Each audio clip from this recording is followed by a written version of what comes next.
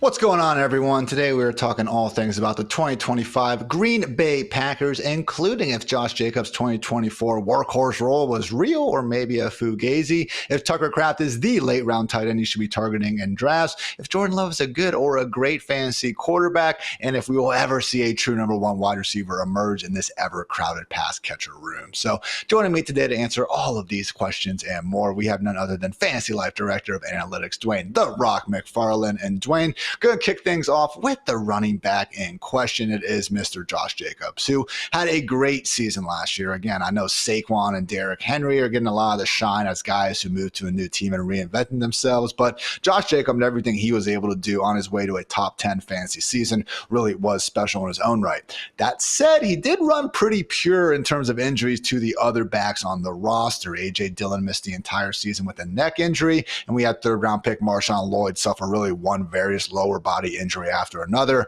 wound up essentially, redshirting for the season. So I know some of you are rolling your eyes. Ian, you're talking about A.J. Dillon. This is Josh Jacobs.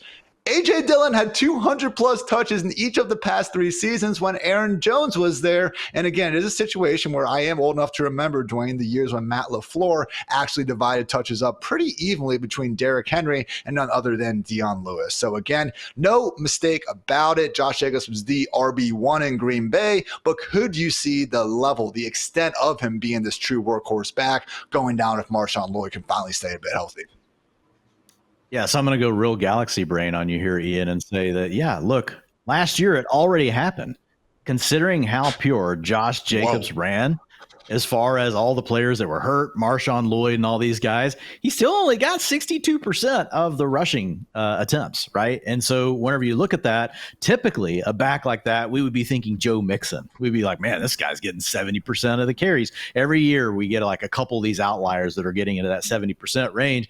And Jacob still couldn't get there. Why? Because he has this coach in LaFleur that does like to dice things up a little bit more. So I feel pretty good about where he finished last season. If you looked at his role across, the offense, obviously he didn't get that involved in the passing game. They really ran most of that through the wide receivers. And then as far as the underneath stuff, they were checking those down to Tucker Kraft and letting that dog just do his thing, after the catch. But it's a good offense. He's going to get his opportunities inside the 5-yard line. I really don't think that is going to change. You can see it on the screen here, 69% of the carries inside the 5 for the team. And you see the 60% rush here on the team. I said 62% because I was just adjusting for some injuries and things like that. So I think the Jacobs is fine. Like if he had been at like a 70, 72, 75% of the workload and he had an even higher snap share, like in that 70% range, I would be like, yeah, there's probably some risk here if everybody's healthy for him to come down.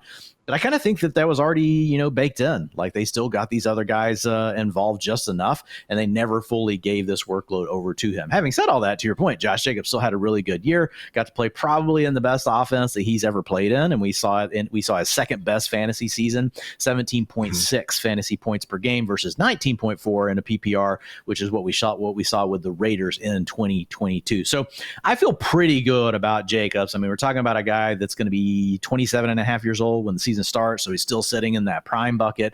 Got the pretty big contract 2 years ago. I think we're fine. I think the question is like, who behind him do we really like? And we want it to be Marshawn Lloyd, but we just need Marshawn Lloyd to be healthy. Talk about a string of injuries last year that really kept him from any sort of relevance because he's basically going undrafted right now in draft. So I don't know if that's something that you've been leaning into, Ian, as far as Lloyd, or if you're just waiting more for the training camp news.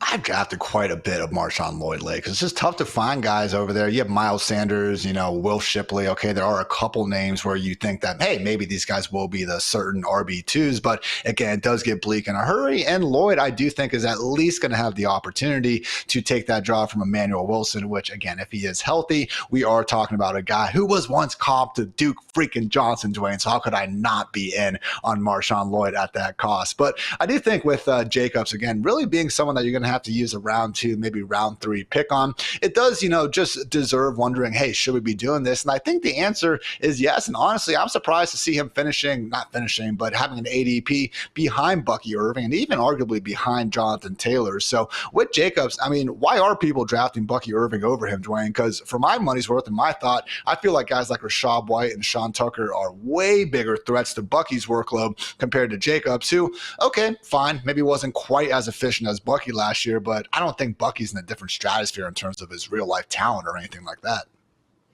Yeah, I think that's what it comes down to. People wondered, like, maybe Bucky is in a different stratosphere. Like when we look at Bucky, the guy I think of that we were talking about this time last year was Achane. And so if we think that there's the potential for Bucky Irving to turn into Achane, we like Achane over Josh Jacobs, right? A guy that can be hyper explosive in the pass game and in the run game. I think if you're just trying to place a bet on the best median outcome for the season, I think you would go with Josh Jacobs. But I think if you're going for the best potential ceiling outcome for the season, if we do have someone that can come in and, you know, be more like that, the electric players we've seen with Achane, Jahmyr Gibbs, those guys, I think that's why drafters are going with Bucky Irving. But they're really close together in that range. To your point, you also mentioned JT. I think that's the closer comp, honestly, for Josh Jacobs. The one difference, though, for JT is that's a team that has shown they're very willing to actually give their lead running back like 70% of the rushing attempts, which we don't get in Green Bay. But the Packers have a better offense. Like, isn't this fun how we get to dice these things all up? Bucky Irving probably carries the most upside from an efficiency standpoint. We look at the offense. We like Josh Jacobs better. Probably not a huge threat to losing carries. And then we look at Jonathan Taylor. We know he's going to get the workload. We really like him, but do we really like the offense, right? And that's the beauty of fantasy football, trying to layer all those things together and actually say which one of these guys do we like the most. And I think that's why they kind of land in a tier together, because each one of them is a little bit of a different bet. But I do like Bucky Irving. I have been drafting him over Jacobs, but I do want to say, like, I'm not against drafting Jacobs. I do just see the scenario of, man, a running back 3 overall finish if we got a surprise. I feel like that's Bucky Irving, not going to be Josh Jacobs. And I will say where both guys go in drafts, it is a reasonable spot to start taking running backs. Because, again, after we get past A.J. Brown and Ladd McConkey, to me, that is the teardrop at wide receiver. We actually got Rashee Rice being steamed up there now, but who's to say he's going to be the same player coming off that torn LCL injury? T. Higgins, Garrett Wilson, Marvin Harrison Jr. Like, this is the range where we start actually having legitimate red flags, at least more like a legitimate red flag one for these wide receivers. Again, they're still ranked as high as they are for a reason. But for me, Josh Jacobs, yes, Bucky Irving, Trey McBride, I am taking those guys over that second tier of wide receivers. Do you agree? Yeah, I agree. Like I'm taking Rashee Rice if I'm in a 3 wide receiver league. I'm taking him in the end of round 2, which is pretty much like the normal thing, man. Rashee Rice used to be the wide receiver 2 you could come back for in round 3. It's like, oh, you took Jamar Chase or Justin Jefferson or CeeDee Lamb in round 1. You could come back and grab Bucky Irving, or you could grab Josh Jacobs, and then you turn around in round 3 and you add Rashee Rice. Well, now you kind of got to do it the opposite. If you really want the wide receiver in a 3 wide receiver setup, you got to take Rashee Rice, because if not, that turn pick player is going to take them, at least on underdog guys. And in these leagues where you've got 3 wide receivers, because of all the positive news around Rashee Rice and the fact that his legal troubles probably being kicked down the road till 2026, and also looking like a very good bet to be ready to start the season. So his draft price is rising up. And then what ultimately happens is you usually get one of Jacobs or Bucky Irving to fall back to you. So if you want Rashee Rice, you got to take him there. But do like both players. Josh Jacobs, the other thing, it's kind of funny. I sit here, I'm like, which one's the most likely to have a top 3 finish? And I name Bucky Irving. And then if you look at the last 6 years for Josh Jacobs, or the last 5 years for Josh Jacobs, he's finished as the RB6, 27, RB3, RB12, RB8. So he's already got 3 top 8 finishes. And it's funny how, like, my fantasy brain thinks that Bucky Irving has the better chance just because of the efficiency. Josh Jacobs had a running back 3 finish in 2022. Also, guys, this is a great lesson of why we had so many people in the industry last year being like, man, Josh Jacobs is a hard fade. We saw his yards after contact drop to 2.4. His yards per carry dropped to 3.5 in 2023. We should be off this player. What happens? It just all comes back. Yards per carry bounces back up to 4.4. Yards after contact, 3.5. Rushing missed tackles forced per attempt, 20.22. Almost back in line with where he was in 2022. So when these guys are still in their prime, right, and they're not, if they start aging and you're seeing this downtrend together, that's a little bit more of a red flag. But when they're in the age range for Josh Jacobs, you just have to remember sometimes you can just have a bad season.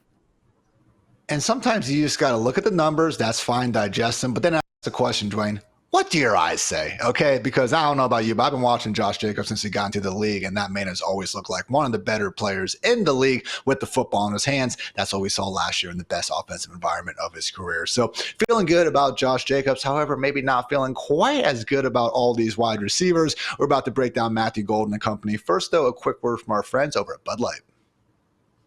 Hey, you know you're not actually allowed to drink in a beer commercial? Since when? You gotta wait till it's done. Oh, 5, 4, 3, 2, 1. We got Jaden Reed coming off the most productive season from a Packers wide receiver. We got Romeo Doubs, who is the man that Jordan Love would trust to be holding his ring at a wedding. We got Dontavian Wicks, who can do every single thing that you want a wide receiver to do, except catch the football. And we got first-round talent now, Matthew Golden being the first Packers first-round wide receiver since, I believe, 2002. So, Dwain, a lot of mouths to feed here, and that's not even mentioning Christian Watson, who maybe is even ahead in recovery back from that knee injury. So, again, 5 different guys that, if they are all healthy during any given week, seem to have a chance, to be the number one guy. Who are you putting your chip on, though? Because, hey, because of this uncertainty, they're all being priced as a wide receiver 4 or cheaper in early drafts. Yeah, I mean, I'm putting my chip on Matthew Golden. I've seen Romeo Doubs long enough. I don't think he's going to suddenly turn into some alpha target earner, right? He's fine. And actually where he goes in draft and best ball, I like him. I expect him to be on the field.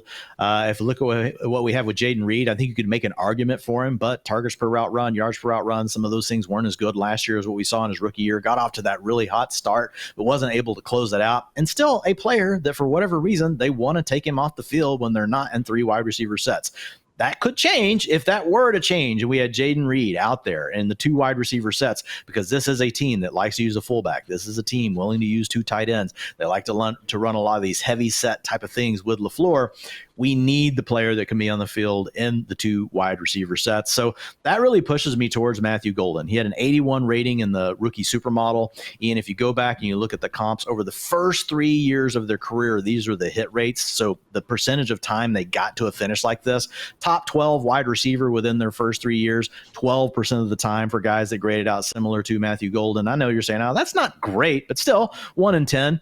Top 24 finish, though, 47%, and top 36 finish, 59%. So when I look at Matthew Golden, I'm also just like, okay, this is the first time the Packers have used a first-round draft pick on a wide receiver since Javon Walker out of Florida State going back to 2002. Have to go back a really long way. So it just feels a little bit like they're acknowledging, they've always been like, oh, we don't need a wide receiver 1. Well, now they've gone out and drafted one. The question is, can Matthew Golden really be a wide receiver 1? Was not that productive in college, but was really good when he did have the ball in his hands. We know he's got some of that electricity when it comes to speed, even setting aside the fact that, his time, at the 40 combine is probably a little bit better. The mark he got was probably a little bit better. You see the look on his face. Generous. And then you look at yeah, so probably not as fast as what that 40 time said, but still, you go put on the film, you go watch this guy, you look at what he did in college. He can play inside, he can play outside, he can get you that vertical element. So I just feel like he's the guy that's the most different.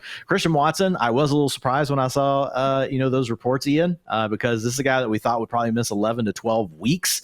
And so if he's suddenly ready earlier in the year, that could put a little bit of a cramp on what we see with Matthew Golden. But man, he's the guy that I want to bet on, because it's just really been none of these guys able to really step up in a big way so far. They spend the first round capital on him, and I like the big playability that we get. So, and I think that's a good mesh with what we get from Jordan Love and the way that he likes to play as someone that had a front row seat, basically all 22 film 2 years ago in that playoff game, watching him just evade the Cowboys rush and buy that extra time, Ian, and then find these guys down the field.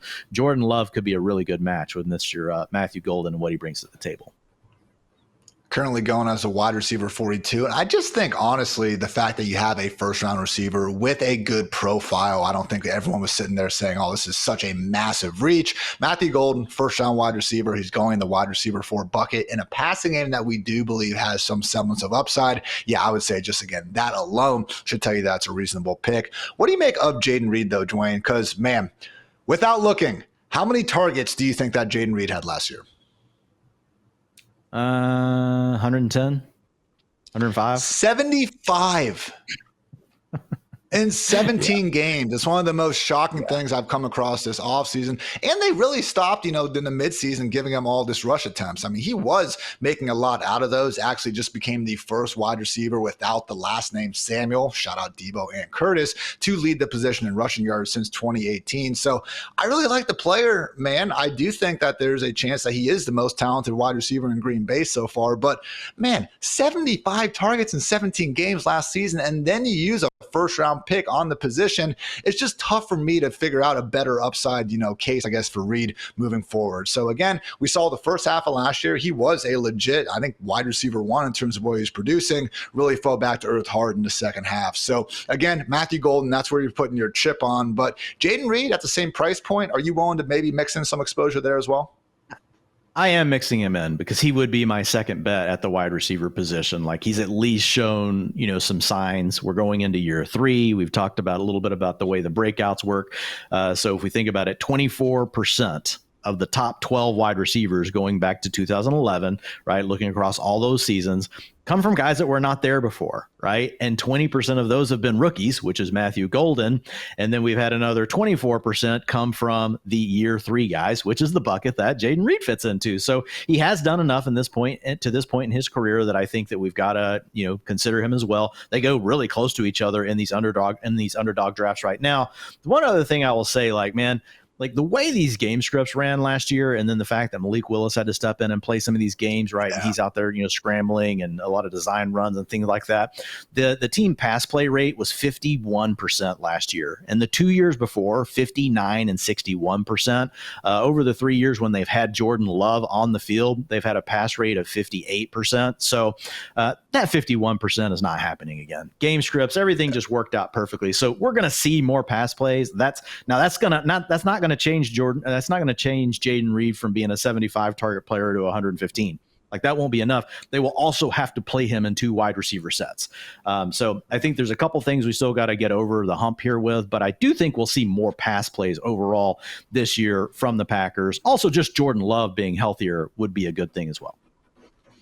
Also, for that to happen last year with Luke Musgrave only being able to suit up in 7 games, I mean, again, just was a situation where you would have thought every ingredient was coming together for Jaden Reed last year. And not to say he was bad, but again, if we're not going to get a true boom year out of that, just tough for me to look at 2025 and say, oh, now everything's in a great position for Reed to meet more value. So you mentioned Romeo Doubs earlier being someone you like to click on, actually, because, yeah, he is going just a wide receiver 67 after back-to-back finishes inside the position's top 48. You still leaving a candle on for Mr. Dontavian Wicks, Dwain? Because, again, all these websites, shout out Fantasy Points, shout out ESPN, shout out all the ball knowers out there. I mean, you watch the guy, and he does know how to separate, but my God, you do talk about someone having some of the worst hands in the league. It very well might be Dontavian Wicks. But, man, I almost said Deontay Johnson accidentally, Dwain, as I was going through this, and that is another situation where I know in the past we've said drops are not sticky. They do not matter. So, again, with Wicks, personally,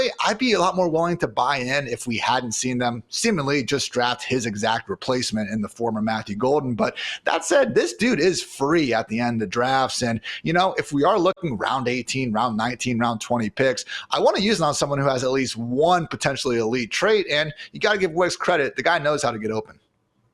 Yeah, we want guys that can actually earn the targets. And typically drops are not sticky. I have gone back and watched all the drops from Wicks, and some are pretty egregious, Ian, just like the hand positioning and just things that you really would think that he would have ironed out by this point in his career.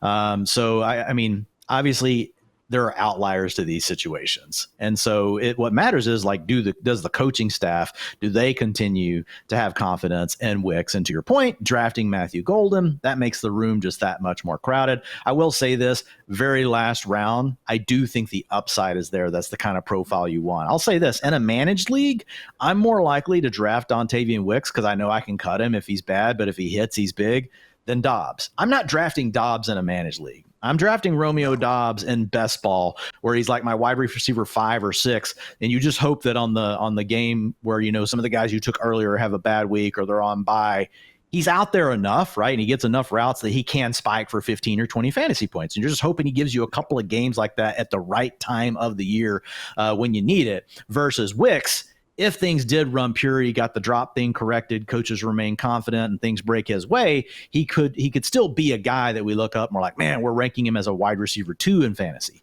We're not going to do that for Romeo Doubs. Would also keep a candle lit for Christian Watson, just more in the long term. I'll say this, shout out NFL's YouTube page. They're always putting together long, highlight reels and stuff. And I think it was their top 100 plays scrolling. And the amount of plays that Calvin Austin and Christian Watson made last year, Dwain, I was shocked to see and just remember all these that were happening. Really was a shame to see that injury happen. So get better soon, Christian Watson. Again, not a situation I'm betting on this year just because of the potential for him to miss half the season. But hey, we keep seeing these good reports. All of a sudden timeline moves up, certainly someone we want to be rooting for. So good stuff on those wide receivers. Before we get to talking about Jordan Love and Tucker Kraft, though, I want to give a quick word to our friends over at Bud Light.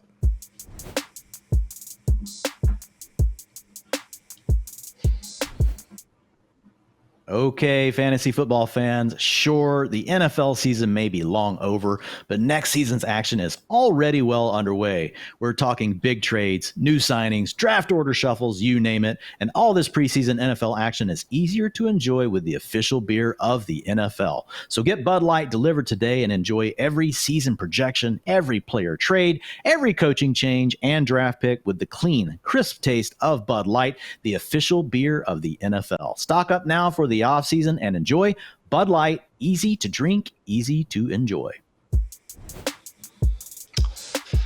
All right, guys, I mentioned it, but time to talk some Jordan Love and whether or not he is more likely a good or a great fantasy quarterback. Because again, we are literally only one season removed from him finishing as the QB5 in terms of fantasy points per game, Dwain. So now we did see some really stark splits in that initial 2023 season. Weeks 1 through 8, he literally was posting some of the worst accuracy numbers in the league. Really, everything told us he was more mediocre. Last part of the year, you brought up that performance in the Cowboys game, but even before that, man, all of a sudden he had numbers that were up there with the very best. What happened in 2024? Ended up finishing somewhere in the middle of that. So funny how that tends to work out when we get to, really out there outcomes. But again, Dwain, 2024 really was more of this mediocre QB2 for most of the year. That said, man, when he had that early season, actually week 1 in Brazil, lower body injury followed by a groin issue where he literally couldn't even jog down the field. And I think that week 9 game against the Lions, I do wonder if we could see the rushing production at hand not go crazy, but get more up to that 12, 15 yards per game as opposed to that, Jared Goff-esque average we had going on last year. So how are you feeling about Jordan Love ahead of 2025? Yeah, I think you hit the big question, right? He had 252 rushing yards, which was 14.8 per game in 2023. And then last year that fell to 83, which was 5.5 per game. So he essentially went from being more like Trevor Lawrence to looking more like Jared Goff. And so I think the truth, probably lies somewhere in the middle, but there is the potential that it's more like that 15. I've got him projected for 10 right now in the projections. And the reason I didn't go higher and just say, hey, last year was probably just because of an injury, is because of the scramble rate, man. His scramble rate in 2023 when fully healthy was only 3%. So he was just really living off of really strong efficiency as a scrambler versus actually being someone that was more willing to scramble, which we typically see more of, especially for guys that are young like Jordan Love. So last year with the injuries, 3% scramble rate. So it was the same as what we saw when he was healthy. Had I seen more like a 5-6% scramble rate the year before, I probably would have projected him more like 13 to 15 rushing yards per game. Now, having said all that, right now in the ceiling and floor logic that we have over at Fantasy Life, the median projection for Love is 16.6 fantasy points per game. You can see on the screen here, he's averaged 19.3 and 15.8 over the last 2 years. Obviously, the 19.3 being in 2023 when he eviscerated my Cowboys. But the ceiling here is 21.1. That's based on the 10 rushing yards per game. But if he really is more of that 15 yards per game guy, and I tweak that in the model he jumps to over 22 fantasy points per game. We've talked about the importance of 22 fantasy points per game. Typically, that equates to being a top 3 quarterback in fantasy going back to 2011. Also represents a 20% advantage in fantasy points per game over the tight end, over the quarterbacks 10 to 12. So basically your low end quarterback ones, which is what we're looking for. We're looking for guys that can give us that sort of a difference over the other starters in our league. And so there is this opportunity that Jordan Love really could get there, like a nice ceiling anyway at 21.1, again, ahead of guys like Jared Goff, ahead of guys like Tua Tagovailoa. And the other thing, just like we talked about, Ian, like these game scripts and things that we talked about for the running backs and talked about with the receivers and what impacted Jaden Reed, they also impact Love. They just didn't have to throw the ball as much last year. So I think we will see them throwing the rock around the yard a little bit more. And the nice thing here, touchdowns per attempt, that's where he's been really good. 5.9% and 5.5%. Guys, the NFL average is 4.6%. And I can't regress Jordan Love to that number because he's now done this for 2 years in an offense that we like. So I've got him projected right at 5% right now. So I think there's big potential for passing touchdowns here. And if he is what we saw in 2023 as a scrambler, he could unlock that top 6 upside that you're talking about, Ian. I do wonder if the only reason why he's this low in current ADP, QB 17 guys, I mean, right down there with JJ McCarthy, Trevor Lawrence, and CJ Stroud, if it is just this idea that the Packers are this run first offense, because you already said it, man, the numbers are so skewed, but if you look at it on the whole season, I mean, they're all the way down there kind of with the Eagles as the most run heavy offenses in football, but it just was those Malik Willis starts just so skewing things from what we're usually seeing. We're talking about 14 and 19 total pass attempts in those weeks 2 and 3 games against the Colts and Titans. Also had extended appearances against the Jaguars and the Bears down the stretch that, again, didn't do those numbers any favors. So as we have to talk about, Dwain, trying to pick a Madden sort of playbook for these teams, I do think the Packers are going to be pass balanced with a little bit more on the passing side of things because they have Love. They have all these playmakers at wide receiver where I know we're waiting for one to really emerge, but it's a good, just wide receivers 3 through 5 in Green Bay, I think stack up pretty well versus a lot of other offenses throughout the league. So good stuff with Love. And, don't want to be a broken record here. But again, the fact we can get Jordan Love 1 season removed from a QB5 finish as the QB17, this is why I don't feel the need to really rush my quarterback decision in drafts, Dwain.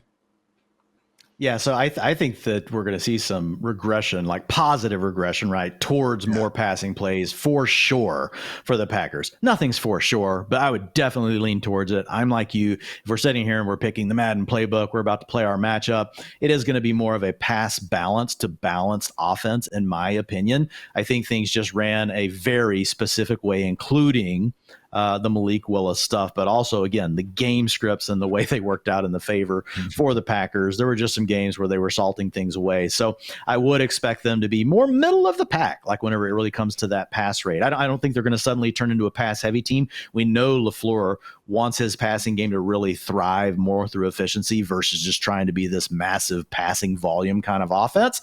So I think, again, truth lies somewhere in the middle, right? It's not going to be what we saw last year. It's not going to be a pass-heavy offense, but I would not be surprised at all to see their drop back rate over expected, more right around that league average, maybe just slightly underneath it in 2025, which is good news for all of the passing game weapons for the Packers.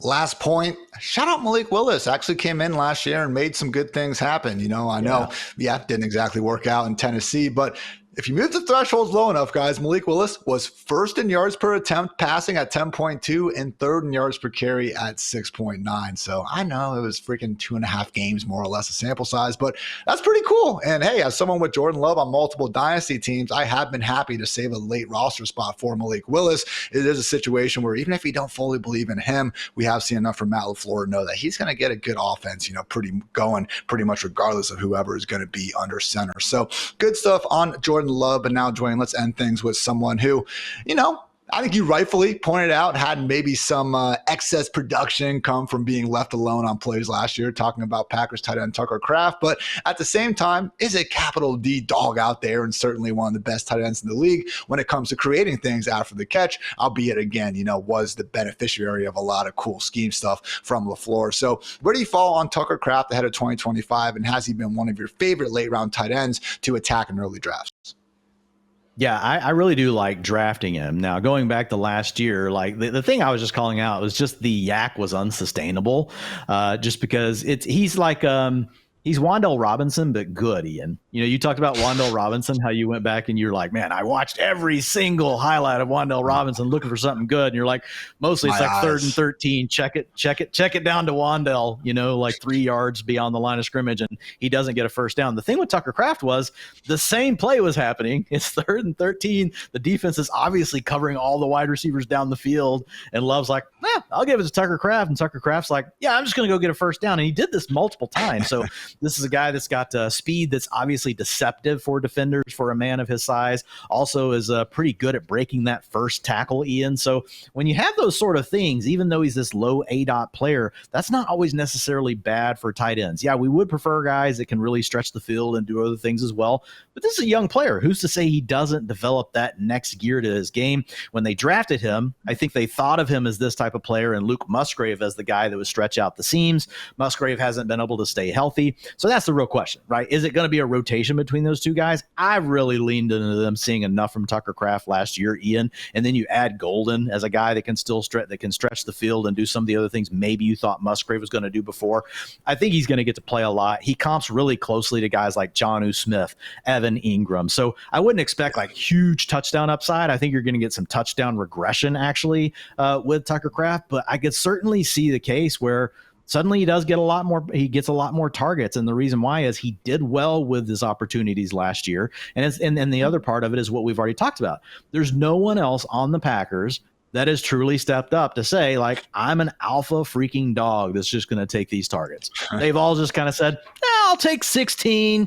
This guy over here is like, I'll take 17. Well, I'll take 18 if you guys are taking 16 and 17. So the door is open, like for someone to be like a 20, 22, 23% target share player. And if I had to put my two bets down right now, I Matthew Golden and Tucker Kraft. Those are the two names that I'm the most excited about in this passing offense. Jaden Reed's right there too, guys. But again, to Ian's point here, Tucker Kraft's going way later in drafts. Matthew Golden just got the first round draft capital, so that's why I listed them ahead of Jaden Reed. But Jaden Reed obviously is in the conversation as well. Just a good football player, man. Any yards after the catch stat is going to tell you that he was the best tight end in football at it last year. But hey, yards per reception, yards per target, also second in those, and ninth in terms of yards per route run among 31 qualified tight ends. I haven't been drafting a ton of them just because my two most drafted tight ends are Evan Ingram, David Njoku. I've been going pretty hard in the paint with Trey McBride and George Kittle as well. So I've had to play some catch up at other positions when, we are seeing Tucker Kraft go off the board. So I would say not my favorite late round tight end. That honor would go to David Njoku, but certainly someone where I probably should, look in the mirror a little bit and maybe get a few more shares because, again, I believe in the offense. I believe in the player. So why am I not drafting him more? It is a good question. So going to take us to the win total here, Dwain, and looking at where the Vegas expects the Packers to finish. Certainly giving, a good amount of respect to Matt LaFleur with this 9.5 win total. Why not? He has won 13, 8, 9, and most recently 11 games during his 6 years leading the Packers. You guys already know. Give me the over on this one. We'll take an under another day. I just think it's a good division. But at the end of the day, it's a good, complete football team. And just seeing how they were able to keep the ship above water, even with a banged up version of Jordan Love last year, really does show you how complete this squad is. And then, sort of organization that LaFleur is running. So I'm going over 9.5 here. I promise you I will not be going over on all 4 NFC North teams. But for now, we are 3 for 3. What say you, Dwain? Man, I'm with you. It's like I want to take the over, and it's like I've already taken the over twice in the division, but this is the division where last year it would have worked out if you just took the overs. besides the Bears. Sorry, swing. But I mean, this is possibly the best division in the league. But having said all that, like that could also work against these teams. Like it's just who you're having to play against could really end up hurting you. So health's ultimately going to be a major factor for every NFL team. But when you're in a stacked division like this, obviously it can just compound the situation. But I am with you. I'm going to take the over here. I think this is a team that can win 10 games. Like you said, they won 11 last year, 9-8 the 2 years before. But if you go back before that, like you mentioned, there's several where they're over this mark as well. Just seems to be a very well-coached team all around, right? They can run the ball. They can pass the ball. They know how to play some defense. Yes, Jair Alexander did move on from the team. So not like he really played that much last year anyway. But obviously losing a player like that never helps. But I am still going to go with the over for the Packers. It was close, though. I think 9.5 is a pretty good line on the Packers right now. But I'm with you. That was my only kind of reason why I wouldn't have taken the over. It was just more so because I didn't want to go 3 for 3 in the division. But, we said screw that and are going to do it anyway. So this team only lost last year. Okay. Congrats, Bears fans. It was a cool win in Lambeau. It was also week 18. Jordan Love barely played that game, okay? Excluding that Bears game, the only losses that the Packers had last year, which are the Eagles, the Lions, and the Vikings, arguably the 3 best teams in the NFC last season. So good football squad. Maybe not quite ready to be Super Bowl contenders, but I do think they can get double-digit wins once again. But anyway, guys, that's going to wrap up this edition of the Fantasy Life Show. More and more team previews on the way as we try to get you guys ready to go win some freaking fantasy football matchups in 2025. So for Dwain, for producer Matt, for producer Kelsey, I'm Ian. Thanks again for tuning into the Fantasy Life Show. And until next time, take care, everybody.